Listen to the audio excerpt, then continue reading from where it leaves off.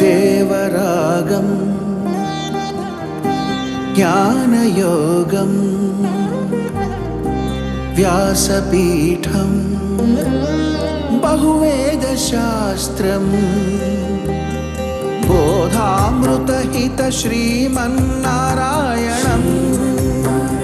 శివగౌరీ సంభాషిత సకల పురాణం అష్టాక్షరి పంచాక్షరి మంత్రావరణం అఖిల దేవతా సంస్తుతి పారాయణం జయమంగళకరమీ ప్రవచన శ్రవణం అనుదినము శుభము సుఖము జీవన గమనం దేవరాగం జ్ఞానయోగం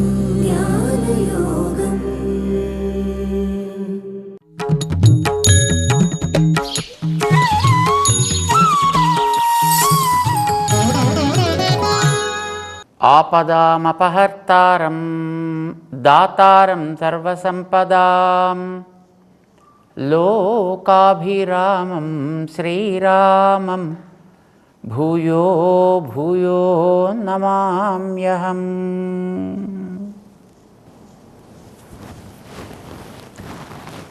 జై శ్రీమన్నారాయణ. ప్రియ భగవద్బంధువులారా, ఎన్నో రకాల పూజలు జనాలు చేస్తుంటారు, ఎన్నో రకాల దేవతల్ని ఆరాధన చేస్తుంటారు. ఏ పూజ చేసినా చివర ఏదో ఆ దేవుడికి దాన్ని మళ్ళీ సమర్పణ చేయాలి అని, ఏదో రాముడిని పూజ చేస్తే ఏదో సీతారామార్పణమస్తు,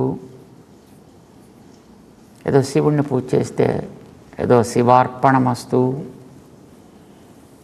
గణేశుడిని పూజ చేస్తే ఏదో గణేశార్పణమస్తు, ఏదో మరింకోటి ఏదో పూజ చేస్తే ఏదో తదర్పణమస్తు అని ఇలాగా రకరకాలుగా ఏ ఏ దేవతల్ని పూజ చేస్తే ఆయా దేవతలకి దాన్ని తిరిగి మళ్ళీ సమర్పణ చేయడం అనేది చివరి చెప్తూ ఉంటారు. సామాన్యంగా మనం వింటూ ఉంటాం. ఇది దేవతలు ఎవరు మన కంటికి కనిపించే వాళ్ళేదే కాదు. వాళ్ళని మనం మరొక రకంగా చూసే ప్రశ్న అంతకంటే లేదు. అర్పించింది వాళ్ళు గ్రహిస్తారా గ్రహించరా అనేది కూడా మనకి తెలియదు. కంటికి కనిపించే వస్తువుల విషయంలో చేసేది ఏదైనా అదేదో ఒక ప్రమాణంతో, ఒక చక్షువులతోటో లేకపోతే వినికిడితోటో మరొక రకంగానో ఇది ఇలాగా అని మనం చెప్పచ్చు, తేల్చి చెప్పచ్చు. కానీ మనస్సు, ఇంద్రియాలు, బుద్ధి, ఆత్మ, పరమాత్మ లేక దేవుడు ఇవేవి కంటికి కనిపించే విషయాలు కావు.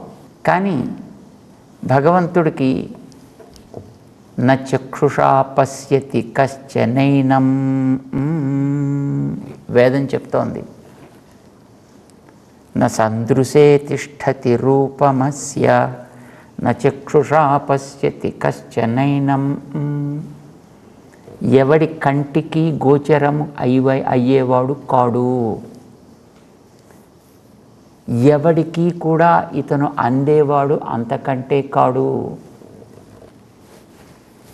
ఆయన రూపం మన కంటి ముందర ఇలాగ మనం చూస్తున్నట్టుగా కనిపించదు. ఇది మనకి వేదం చెప్తున్న మాట. కనుక వేదానికి అతీతంగా ఆయన నీకు కనిపించాడు, నీతో ఇలా చెప్పాడు, ఇలా చెప్పమన్నాడు అని అంటే దాన్ని మనం ప్రమాణంగా ఎట్లా తీసుకుంటాం? కనిపించని తత్వానికి సంబంధించిన అంశం ఏదైనా నిరూపణ చేయగలిగే ఒక ప్రమాణం మనకి గ్రంథం, ఒక స్క్రిప్చర్, అది వేదం కావాలి. లేదా వేద మార్గాన్ని అనుసరించినటువంటి గ్రంథం ఏదైనా కావాలి. వేద మార్గాన్ని అనుసరించే ఏ గ్రంథమైనా దాన్ని వైదికము అని అంటాం మనం. అలాంటి వైదికమైనటువంటి గ్రంథాల కోవలోకి చేరిందే రామాయణం.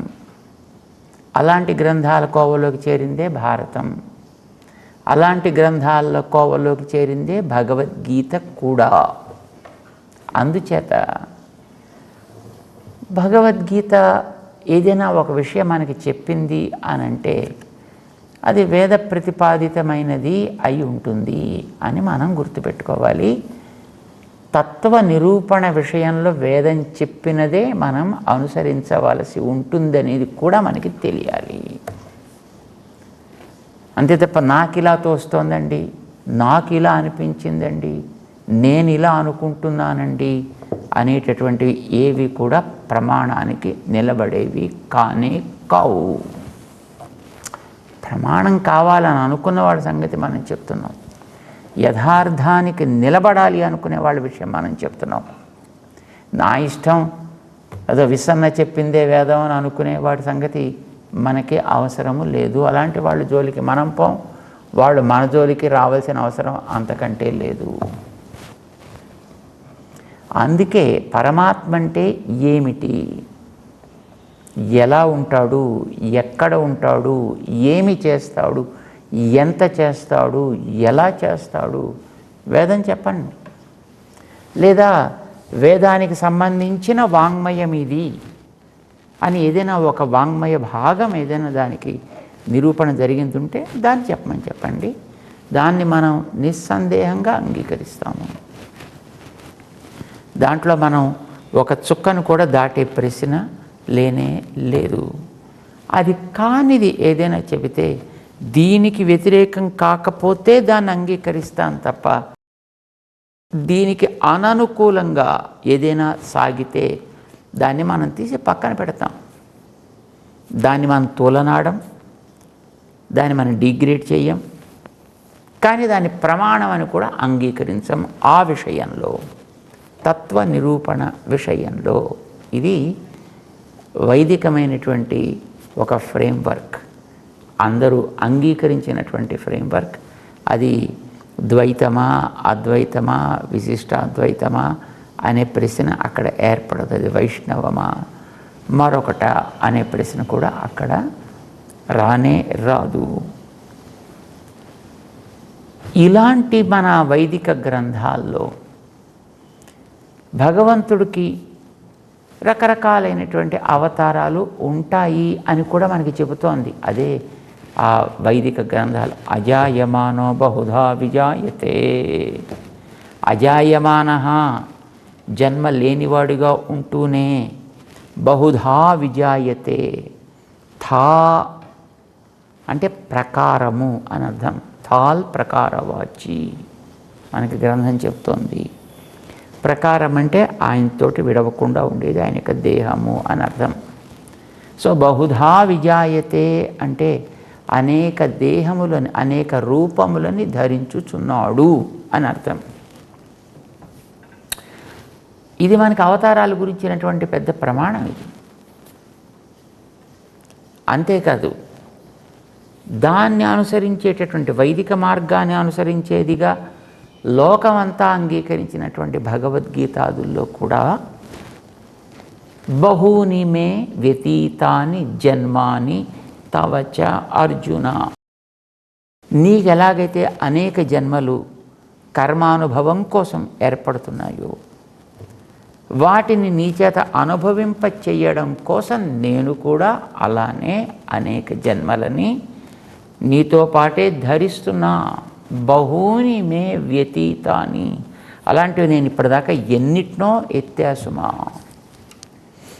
నీలాగే అని అర్జునుడిని దృష్టాంతంగా చూపించి తన యొక్క అవతార నిరూపణని భగవంతుడు చేసుకున్నాడు అని మనం గతంలో 4వ అధ్యాయంలో చూసి ఉన్నాము. భగవంతుడు లోకంలోకి వస్తాడు, అనేక రూపాలు ధరిస్తాడు. ఆ రూపాల్లో తిరిగే రూపాలు ఉంటాయి, తిరగని రూపాలు ఉంటాయని మనం గతంలో చెప్పుకున్నాం. ఏ రూపంలోనైనా ధరిస్తాడు అతను, ఎలాంటి రూపాన్నైనా ధరిస్తాడు ఆయన. కాక అన్నింటిలోనూ ఆయన ఉంటాడు అనేది కూడా గతంలో జరిగినటువంటి ఈ 9వ అధ్యాయానికి పూర్వం జరిగినటువంటి గ్రంథాల్లో ఈ భగవద్గీతలోనే మనం చూసాం. ప్రతి వస్తువునకు లోపల నేనుంటాను. ఈ మాట వేదం కూడా చెప్పింది. అనేన జీవేనాత్మనా అనుప్రవిశ్య నామరూపే వ్యాకరవాణి అని ఛాందోగ్యం కూడా మనకి చెప్తోంది, సామవేదానికి సంబంధించినది. ఏదైనా ఒక వస్తువు ఒక రూపాన్ని ధరించి ఒక పేరుని కలిగి ఉంది అనంటే అది చిన్నదా పెద్దదా అని ప్రశ్న కానే కాదు. ఏదైనా ఒక వస్తువుకి ఒక నామము రూపము ఇవి రెండు ఉన్నాయి అనంటే దాన్ని నామరూప భాక్త్వము అని అంటారు. నామరూపములని అది పొందుట అంటే నామరూప భాక్ అయ్యను. దాని స్వభావాన్ని నామరూప భాక్త్వము అని అంటారు. అంటే పేరు సింపుల్గా మనం చెప్పుకోవాలంటే పేరు రూపము కలిగి ఉండుట అని అర్థం. పేరు రూపం దేనికి ఉంటాయి? మన గాలిలో తేలుతూ ఉండేటువంటి అణువుల్లో ఉంటాయి. దానికి ఒక రూపం ఉంది. దానికి మనం ఒక అణువు అని పేరు పెట్టాం. దానికి ప్రసరించే కిరణాలకు ఉంటాయి. దానికి మనం ఒక పేరు పెట్టాం. దానికి ఒక రూపం కనిపిస్తుంది. మిగతా అన్ని వస్తువులకి రూపాలు ఉన్నాయి. వాటన్నిటికీ పేర్లు కూడా ఉన్నాయి. అన్ని పేర్లు మనకి తెలియకపోవచ్చు, అది వేరే విషయం. కానీ వాటికంటూ కొన్ని పేర్లని మనకి నిర్దేశించారు మహానుభావులు. సో ఇవన్నీ మనకి తెలుసును.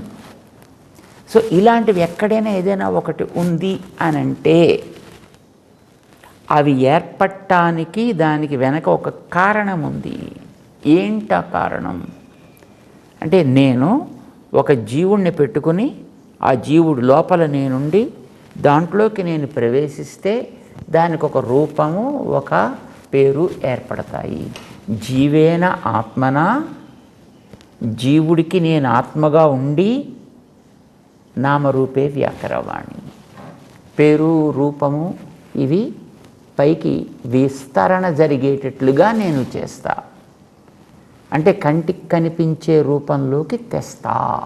ఇది మనకి స్పష్టంగా ఛాందోగ్యం చెప్తోంది, వేదం స్పష్టం చేస్తోంది. ఇంకా ఇలాంటివి కోకొల్లలు ప్రమాణాలు మనకి ఉన్నాయి. కనుక ప్రతి వస్తువునకు లోపల వాడు ఉంటాడు. అది ప్రాణం ఉన్న వస్తువా ప్రాణరహితమైనటువంటి వస్తువా అనేటటువంటి ప్రశ్న లేనే లేదు. అందులో ఒక జీవుని పెట్టుకుని ఆయన ఉంటాడు. జీవుణ్ణి తనకి పైన ఒక కోటుగా వేసుకుని దాంట్లో ఆయన కూర్చుని ఉంటాడు ఆయన. ఇది మనకి తెలుస్తుంది. ఇలా లోపల ఆయన ఉండేటప్పుడు ఒక కదిలే వస్తువు లోపల కూడా ఆయన ఉంటాడు, కదలని వస్తువులో కూడా ఉంటాడు, అచేతన వస్తువుల్లో కూడా ఉంటాడు. కదిలే వస్తువుల్లో ఆయన ఉంటాడు అని అనుకున్నప్పుడు, కదిలే రూపాన్ని ధరించి ఉంటాడు అని అనుకున్నప్పుడు వాటికి అవతారములు అని పేరు పెట్టాం. మనం విభవ అవతారాలు అని పేరు పెట్టాం. అంటే అందులో ఒక్కొక్క దాని ద్వారా ఒక్కొక్క గుణాన్ని, కొన్ని గుణాల సముదాయాన్ని ఆయన బయటికి వివరిస్తాడు. అవి ప్రకాశించేట్టు చేస్తాడు. కనుక వాటికి విభవములు అని పేరు పెట్టారు. సంపదలని ప్రకాశింపచేసే రూపములు, అవతారాలు. కదలని వస్తువుల్లో ఉండేటప్పుడు దానికి అర్చా అవతారం అని పేరు పెట్టారు. ఎందుకుంటాడు కదలని రూపాల్లో అంటే అప్పుడు ఉండేటటువంటి వాళ్ళ ద్వారానో తర్వాత కాలంలో వచ్చే వాళ్ళ ద్వారానో ఆరాధనల్ని అందుకోవడమే లక్ష్యముగా, వాళ్ళని అనుగ్రహించడం అనేది తనకి ఒక ఆశయంగా పెట్టుకొని దాన్ని తన రూపం కింద చేసుకుని లోకంలోకి వస్తూ ఉంటాడు. కనుక అది విగ్రహ రూపంలో ఉండే భగవంతుడికి చెందినది. ఆ విషయాన్ని తెలియజేస్తోంది. కనుక భగవద్ అవతారాల్లో కదిలేవి కదలనివి అంటే విభవాలు, అర్చా అవతారాలు. కనుక అర్చామూర్తిగా కూడా భగవంతుడు ఉంటాడు. ఇది మనకి నిర్ణయమైంది. భగవంతుడు అలా ఉంటాడు అని చెప్పినప్పుడు దానికి సంబంధించిన వివరాలు అందించే గ్రంథాలు కొన్ని ఉన్నాయి. వాటికి ఆగమాలని పేరు పెట్టారు. పంచరాత్ర ఆగమాలు అని అంటారు దాన్ని. ఏకాయనము అని అంటారు దాన్ని. దీని గురించినటువంటి ప్రస్తావన వేదం కూడా చేస్తుంది. సనత్కుమారుడికి నారదుడికి జరిగినటువంటి ఒక సంవాదాన్ని చెప్పే ఒక వేద భాగం ఉంది. దాంట్లో సనత్కుమారుడు ఒక ఇంటర్వ్యూ చేస్తాడు నారదుడిని ఒక చోట. తనేదో ఒక యూనివర్సిటీ ప్రారంభం చేశాడు, ఒక విశ్వవిద్యాలయం. దాంట్లోకి టీచర్స్ కోసం కాల్ఫర్ చేశాడు, లెక్చరర్స్ అండ్ ప్రొఫెసర్స్ కావాలి. అప్లికేషన్ పెట్టుకున్నాడు, నారదుల వారు కూడా వెళ్ళాడు. సో వచ్చిన వాళ్ళని ఇంటర్వ్యూ చేస్తున్నాడు ఆయన. నారదుల వారు వచ్చారు, ఇంటర్వ్యూ కోసం కూర్చున్నాడు. ఏం పేరా? నారదుడు. ఓకే, ఏం చదువుకున్నావు నువ్వు అని అడిగాడు. పెద్ద లిస్టు ప్రారంభం చేశాడు ఆయన. ఏదో ఋగ్వేదం భగవోధ్యేమి అంటూ ప్రారంభం చేశాడు ఆయన. నేను ఋగ్వేదం చదువుకున్నా, యజుర్వేదం చదువుకున్నా, సామవేదం చదువుకున్నా, శిక్ష, వ్యాకరణం, ఛందస్సు, నిరుక్తం, జ్యోతిషం, కల్పము, ఏకాయనము, ఇలాంటివన్నీ కూడా నేను చదువుకున్నానండి ఆయన. పాపం ఇంటర్వ్యూ చేసి ఆయన అలాగ నోరు తెరిచి చూస్తున్నాడు ఆయన. ఏందబ్బా ఆయన అన్నీ చెప్పడం, మొత్తం లిస్టు పూర్తి చేసిన తర్వాత, ఏం బాబు నువ్వు చదువుకోవడానికి వచ్చావా, చదువు చెప్పడానికి వచ్చావా, నువ్వు ఎందుకు వచ్చావు అని అడిగాడు ఆయన. అంటే చదువుకోవడం కోసం వచ్చానండి అన్నాడు ఆయన. మరి నీకు ఇన్ని విషయాలు వచ్చాను కదా, మాకంటే నీకే ఎక్కువ వచ్చినట్టున్నాయి, మాకే అన్ని రావు, నువ్వు అన్ని గ్రంథాలు మొత్తం చదివేసినట్టుగా ఉన్నావు, మొత్తం విద్యాస్థానాలు అని చెప్పేటటువంటి 14 మొత్తం నీకు కర్తలామలకంగా ఉన్నట్టున్నాయి కదా నువ్వు చెప్పిన దాన్ని బట్టి, మరి నువ్వు ఇంకా మా దగ్గర ఇంకా చదువుకోవడానికి ఏముంటుందా అని అడిగాడు ఆయన. నారదుల వారు చెప్పారు దాన్ని, నేను ఇంతవరకు కూడా శబ్దవిదేవాస్మి నాహం అర్ధవిత్, మంత్రవిదేవాస్మి నాహం ఆత్మవిత్. నేను ఇంతవరకు ఆ శబ్దాలని బాగా కంఠస్థం చేశా కనుక వేదం మీరు అగ్ని లేదిగించి అడిగితే నేను చివరి దాకా పరమహ దాకా నేను చెప్పగలను. చివరి చెప్తారు, అగ్ని వేదం ఋగ్వేదం ప్రారంభం చేసాడు, అగ్నిమీలే పురోహితం అంటూ ప్రారంభిస్తారు. చివరికి వచ్చేటప్పటికి అగ్నిర్వై దేవానామవమో విష్ణు పరమహ అని పూర్తి చేస్తారు. అంటే అగ్ని దగ్గర నుంచి పరమా దాకా ఉండే మధ్యలో అన్నీ మీరు కింద నుంచి అడిగినా చెప్పగలను, పైనుంచి అడిగినా చెప్పగలను, మధ్యలో ఎక్కడైనా దానికి ఏమైనా నెంబర్లు అడిగినా చెప్పగలను. ఒకదాని కొన్నిటిని స్కిప్ చేసి మీరు మొట్టమొదటి 4వ మండలంలో ఏదో 15వ మంత్రం దగ్గరించి చెప్పు అని అడిగినా దాని దగ్గరించి మొత్తం 5 మంత్రాలు వదిలిపెట్టి తప్పకుండా చెప్పుకుంటే వాళ్ళని చివరిదాకా మొత్తం నేను వెళ్ళిపోగలను. దాంట్లో నాకు అన్నిటి మీద అధికారం ఉంది. అహం శబ్దవిదస్మి, శబ్దములని బాగా తెలుసుకున్నా, అది ఋగ్వేదం కావచ్చు, యజుర్వేదం కావచ్చు, సామవేదం అన్నీ. కానీ దాని అర్థం కావాలి నాకు, దాంట్లో ఉండే తాత్పర్యం కావాలి నాకు. అందుకోసం నేను మీ దగ్గరికి వచ్చాను. అందులో అన్ని రకాల మంత్రాలు ఉన్నాయి. మంత్రవిదేవాస్మి, నేను మొత్తం ఆ మంత్రాలన్నీ కరతలామలకం చేసుకున్నాను. వాటన్నిటిని కూడా ఏది ఎలా అడిగినా ఒక స్వరం, ఒక అక్షరం, ఒక ఒత్తు పొల్లు పోకుండా చక్కగా చెప్పగలను నేను. కానీ నాహం ఆత్మవిత్, వీటి వల్ల తెలియాల్సింది ఆత్మతత్వానికి సంబంధించిన అవగాహన కలగాలి. అది నా దగ్గర లేదు. మంత్రాలు తెలుసును, కానీ తత్సారం ఏమిటో ఆ సారం నాకు తెలియలేదు. అది తెలియనప్పుడు ఇవన్నీ తెలిస్తే లాభం ఏమిటి కనుక ఆ అర్థాన్ని తెలుసుకోవడం కోసం నేను మీ దగ్గరికి వచ్చాను. మీరు ఆత్మవేత్తలు కనుక ఆత్మతత్వ విజ్ఞానాన్ని సాధించడం కోసం నేను వచ్చాను మీ దగ్గరికి అని అంటాడు అన్నమాట. ఆ తత్వాన్ని మనకి తెలియచెప్పేటటువంటి గ్రంథాలైన ఆగమ గ్రంథాల్లో ఈ భగవత్తత్వాన్ని గురించినటువంటి ప్రస్తావన చేస్తూ, ఈ భగవత్తత్వం కూడా సర్వత్ర వ్యాపించి ఉండేదైనప్పటికీ గాలి వంటిది. మనం గతంలోనే చదువుకున్నాం, మయా తతమిదం సర్వం జగత్ అవ్యక్తమూర్తినా మయా తతం ఇదం సర్వం. ఇదంతా మొత్తం నేను వ్యాపించి ఉన్నా, నేను లేని వస్తువు అనేది లేనే లేదు అని చెప్పాడు. దీని గురించి ప్రస్తావన చేస్తూ ఆగమాలు విష్ణు తిలకము అనేటువంటి ఒక అద్భుతమైనటువంటి సంహితా గ్రంథం తెలియజేస్తోంది. ఆయన గాలి లాంటివాడు. గాలి అనేది సర్వవ్యాపి, అయితే ప్రాదేశికంగా కూడా అది ఉంటుంది. ప్రాదేశికంగా ఉండేటటువంటి దాన్ని మనం ఎలా కావాలంటే అట్లా వినియోగించుకోవచ్చు. కానీ సర్వవ్యాపి అయినటువంటి దాన్ని మనం ఏమీ రకంగానూ హ్యాండిల్ చేయగలిగింది కాదు. సర్వత్ర వ్యాపించిన గాలి లాంటి వాడు భగవంతుడు, వాసుదేవుడు, నారాయణుడు. కానీ ప్రాదేశికమైనటువంటి గాలి లాంటిది అర్చా విగ్రహము. భగవంతుడనేటటువంటి ఒక సర్వవ్యాపి అయిన తత్వాన్ని నువ్వు ఒక విగ్రహం ద్వారా, ఒక రూపం ద్వారా, కదలని రూపం ద్వారా నువ్వు కూడా అనుభవించవచ్చునాయా. దానిని నువ్వు ఎలా కావాలంటే అట్లా, ఏ పేరు నువ్వు ఇస్తే ఆ పేరుతో, ఏ రూపం నువ్వు ఇస్తే ఆ రూపంతో, ఏ స్థానం నువ్వు అందిస్తే ఆ స్థానాన్ని ఎలా నువ్వు అర్చిస్తే అట్లా అందుకోగలిగేటట్లుగా అంగీకరించి వచ్చే రూపమే అర్చా రూపము అని మనకి ఆగమం చెప్తుంది. అంటే భగవంతుడు అట్లా ఉంటాడనే విషయం ముందర మనకి తెలియాలి కదా. ఇది ఆగమం చెప్పే మాట. ఆగమము వేదాన్ని అనుసరించి చెప్పేటటువంటి గ్రంథము. అంచేత అది కూడా ఒక వైదిక గ్రంథము. నీకు అన్ని వేదాల్లో కనిపించకపోయినప్పుడు ఈ దాని యొక్క ఉపబృంహణములు అని అంటారు. ఉపబృంహణములు అంటే ఒరిజినల్ దాంట్లో ఉండేటటువంటి వాటిని అక్కడక్కడ ఏదేది అవసరమైతే దాన్ని మ్యాగ్నిఫై చేసి నీకు చూపించే ఆ అంశాలు అన్నమాట. నీకు భగవతత్వాన్ని గురించినటువంటిది ఆయన కదలని రూపంలోకి వస్తే ఎట్లా ఉంటాడు అనేటటువంటిది మనకి స్పష్టంగా దాంట్లో కనపడదు.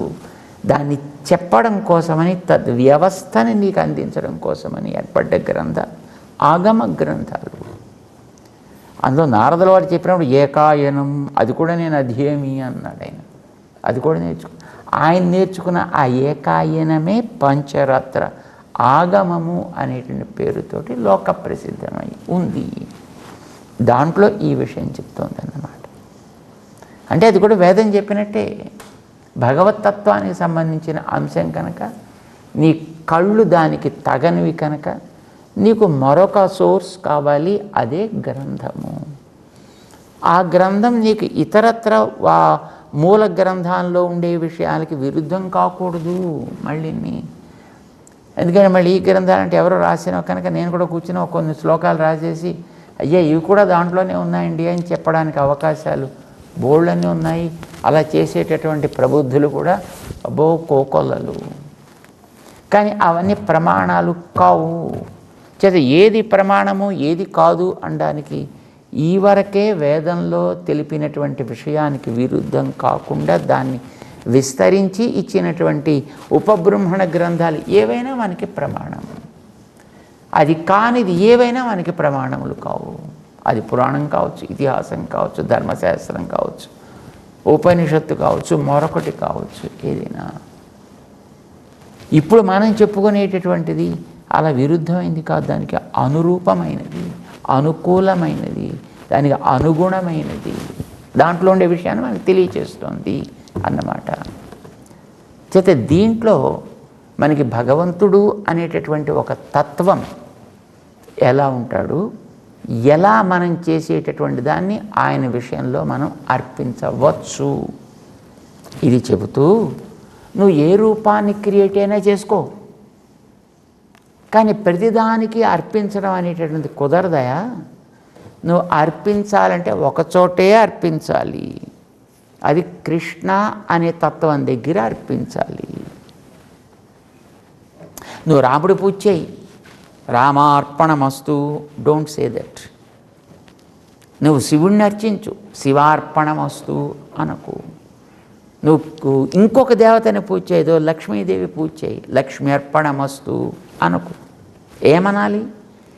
ఏ రూపానికి నీవు ఆరాధన చేసినా గ్రహించగలిగేటటువంటి ఛానల్ కృష్ణుడు. ఏ రూపమైనా, ఏ పూజైనా చేయి. ఇప్పుడు మనకి బ్యాంకులో కౌంటర్స్ ఉంటాయి. తీసుకునే కౌంటరు, ఇచ్చే కౌంటరు, రాసే కౌంటరు, వేలిముద్ర వేసే కౌంటరు, ఇవన్నీ ఉంటాయి కదా.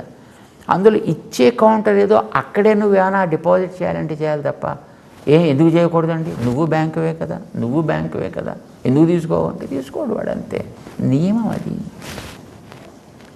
తీసుకునే కౌంటర్ దగ్గరే నువ్వు ఎట్లాగైతే ఇవ్వాలో భగవత్ స్వరూపం ఏ రూపంలో నువ్వు చూసినా నువ్వు చేసిన దానిని అర్పించాలి అని అనుకున్నప్పుడు అర్పించతగిన స్థానం కృష్ణ అనేటటువంటి స్థానము.